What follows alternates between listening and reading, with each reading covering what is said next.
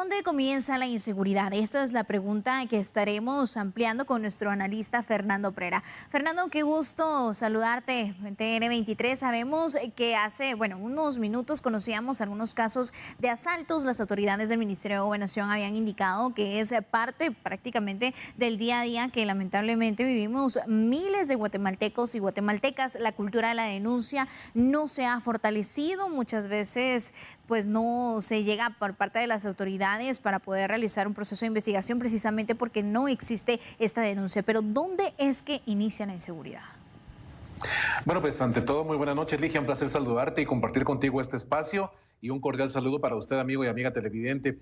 Definitivamente, las circunstancias de este concepto para Guatemala, que es la violencia, la delincuencia, esa inseguridad que se vive todos los días en las calles por parte de todos los guatemaltecos y guatemaltecas, realmente tiene muchas incidencias y muchas aristas para entender dónde se origina, Ligia. Y es que uno de los puntos más elementales acá es el tema del sistema penitenciario guatemalteco.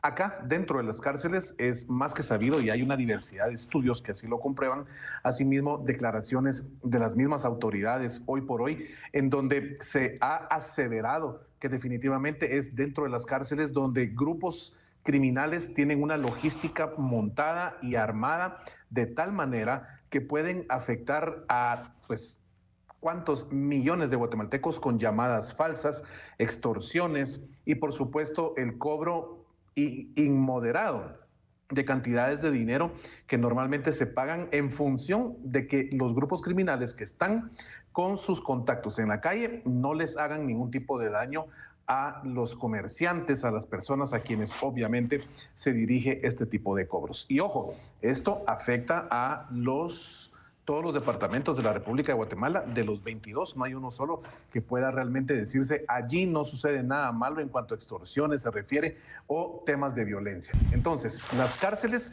se convierten en una cuna, Ligia, para todo este esquema de la situación de inseguridad, la violencia sistemática que viven los guatemaltecos todos los días. Y es que hace unos días, Fernando, también dábamos a conocer que parte de las acciones eran requisas de forma sorpresiva que se estaban dando en los centros carcelarios, en donde en menos de una semana se localizaron al menos 25 teléfonos celulares, 8 memorias USB, también droga, distintos ilícitos que pareciera ser que es un hecho de nunca acabar. ¿Qué se debe hacer en relación a este tema? Porque no basta solamente con estas requisas o con, por ejemplo, operativos sobre las calles en donde se sabe, en donde ocurre varios asaltos. Es una solución que va más allá y tiene que ser de forma integral.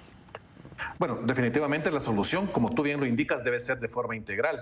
El plan de gobierno de Semilla y obviamente del presidente Bernardo Arévalo tiene un enfoque muy importante en cuanto a la reestructuración del sistema penitenciario guatemalteco. Y es que el ofrecimiento uno en campaña de esto que todos los guatemaltecos estamos a la espera de empezar a darnos cuenta cuándo va a empezar, es la construcción de cárceles específicas para reos de alta peligrosidad.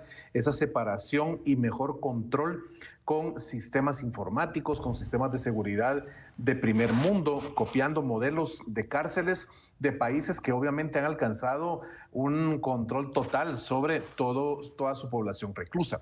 ¿Esto puede ser posible en Guatemala? Por supuesto que sí. Hace falta solo una situación y se llama voluntad política. Y si la voluntad política de las autoridades hoy, que realmente están manejando todo el aspecto administrativo y político del país, específicamente a nivel de la presidencia, a nivel del Ministerio de Gobernación, si allí realmente puede gestarse un cambio radical de 180 grados para el sistema penitenciario, puede realmente sentirse de acá a un par de años, Ligia, una merma en todo este tipo de afectación que estamos viviendo los guatemaltecos. Definitivamente, ese sistema carcelario necesita tener una reingeniería y entender que las cárceles guatemaltecas al día de hoy albergan a más de 20,000 personas privadas de libertad. Podemos entender que es una cantidad muy fuerte de personas que están bajo el cargo y control del sistema penitenciario. ¿Y esto qué significa, Ligia, en estadísticas y en números? Bueno, la escalofriante cantidad de un 400% de aforo superado en cada una de las instalaciones. Entonces, Acá entendemos por qué estos grupos criminales llegan a generar células dentro de las cárceles que literalmente paran especializándose más de lo que ya eran en la calle en cuanto a llamadas telefónicas y las extorsiones a los guatemaltecos.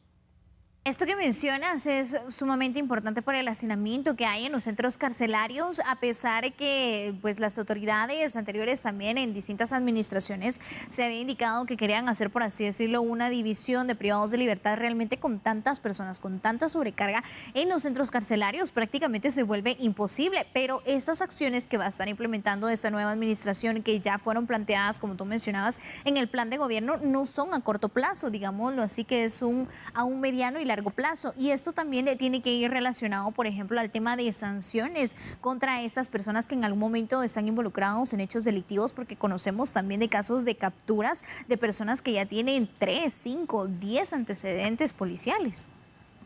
Sí, lo que tú estás planteando con esta ejemplificación, que realmente es lo que estamos viviendo aquí en el país, es la reincidencia que se maneja por parte de los reos en cuanto a salir de la cárcel y a los 10 minutos estar cometiendo ya el mismo delito, capturados, nuevamente llevados ante el juez a cargo del caso, ver si hay una parte pidiente, que ese es uno de los grandes inconvenientes. El guatemalteco y la guatemalteca no llega a ratificar la denuncia en contra del delincuente que fue apresado en la calle.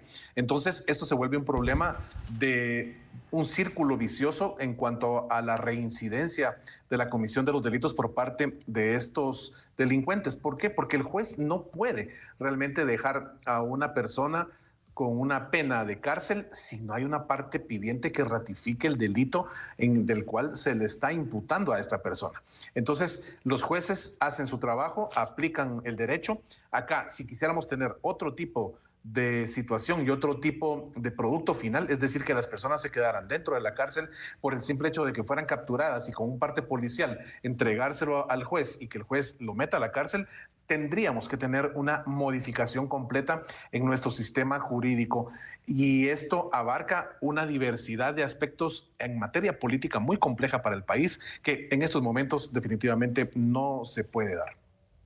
Vemos que es una situación bastante compleja y que tiene responsabilidad prácticamente de todos y todas. Evaluamos, por ejemplo, cómo está el tema de los centros carcelarios, de cómo funcionan los grupos criminales, de lo que deben hacer las autoridades, pero ¿qué pasa también con la ciudadanía? Entonces, no se trata solo de denunciar, sino también de darle seguimiento a ello. Sabemos que muchas veces son procesos largos porque obviamente se debe realizar un trabajo de investigación, pero también se han topado con casos de, por ejemplo, hay víctimas de asalto en donde pierden documentos personales y demás, y mencionan que para agilizar este proceso lo mejor es indicar que hubo un extravío de estos documentos cuando realmente fue un robo. Entonces, este tipo también de aristas y de normalización de la violencia y de la cultura de denuncia también hace por parte de los ciudadanos que siga habiendo inseguridad.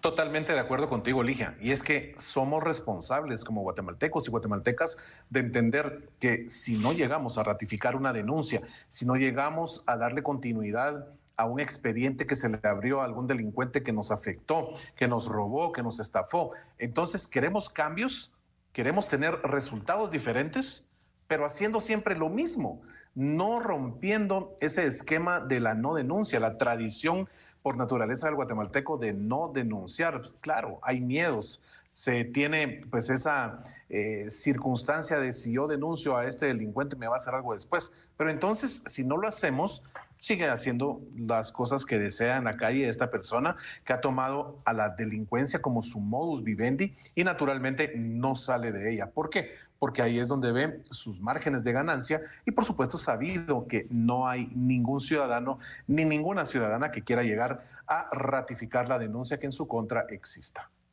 Una situación, como ya se mencionaba, Fernando, bastante compleja y que da mucha rabia, mucha impotencia al momento de observar este tipo de imágenes. Muchas gracias por acompañarnos, ampliarnos más de este tema y nos quedamos con esto de ampliar pues la denuncia, o más bien hacerla, ratificarla y también la voluntad política. Gracias, Fernando. Claro que sí, Ligia, un placer compartir contigo este espacio. Te deseo la mejor de las noches. Y por supuesto, a usted, amigo y amiga televidente, gracias por su fiel sintonía. Acá en Todo Noticias, TN23, estamos para servirle.